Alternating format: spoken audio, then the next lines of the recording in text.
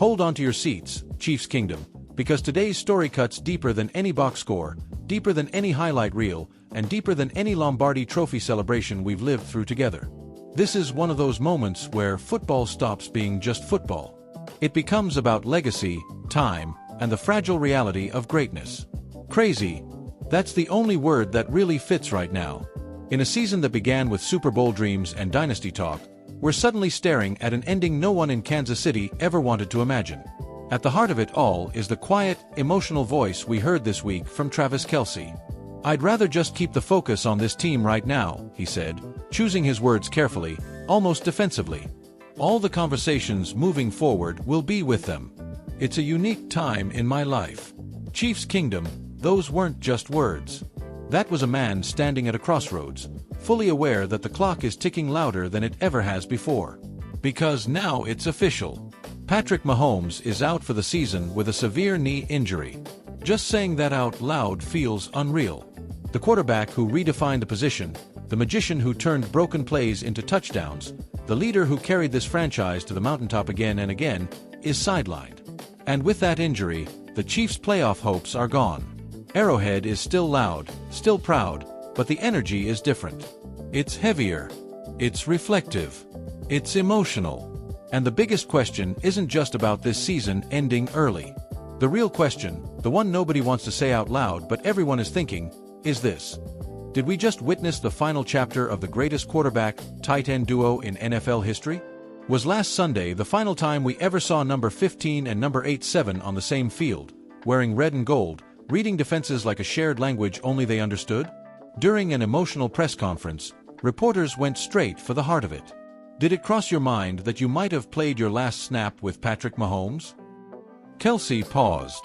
You could see him searching for balance between honesty and protection. "I'm just focused on winning football games," he replied. A pivot, yes, but not a denial. And sometimes what isn't said speaks louder than anything else. Let's put this moment into perspective. Travis Kelce is 36 years old. He's entering free agency. For the first time in a decade, he knows exactly when his season ends, and it's not with confetti falling in February. It's January 4th. No Super Bowl parade. No championship ring ceremony. Just the quiet realization that an era may be reaching its final pages. And what an era it's been.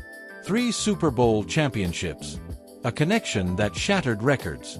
A chemistry that felt almost telepathic. Mahomes scrambling, defenders closing in, and somehow Kelce always finding space in the defense, always knowing exactly where to be. That wasn't luck. That was years of trust, preparation, and football intelligence at the highest level the sport has ever seen. Mahomes now faces a projected 10 to 12-month recovery. Even in the best-case scenario, that means he might not be fully himself until deep into next season. And that raises a brutal question. Can Kelce's body wait that long? Tight end is one of the most physically demanding positions in football. Blocking defensive ends. Absorbing hits over the middle. Fighting through double coverage. Father Time is undefeated, and even legends have to listen when it starts knocking. Would Travis Kelce want to finish his career catching passes from a backup quarterback while Mahomes rehabs? Or would he choose to walk away while the memories are still golden, while the legacy is untouchable? This is where the history of the Kansas City Chiefs matters. This franchise knows what greatness looks like.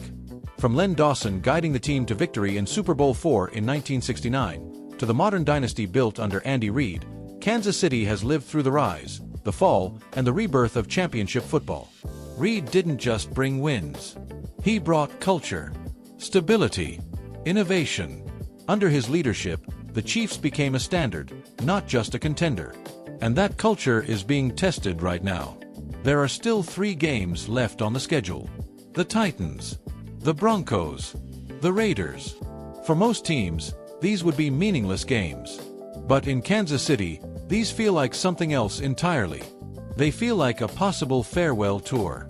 Every snap Kelce takes could be the last one Chiefs Kingdom ever sees. Every catch could be a final memory added to a highlight reel that already feels endless. Watch how Kelce is used in these games. Is he playing for the fans, soaking in every cheer at Arrowhead? Is he mentoring the younger players, passing down the knowledge that made him great? Or is he simply playing because football is who he is, because competing is the only way he knows how to process loss? On the field, the Chiefs' offense has always revolved around timing, spacing, and creativity.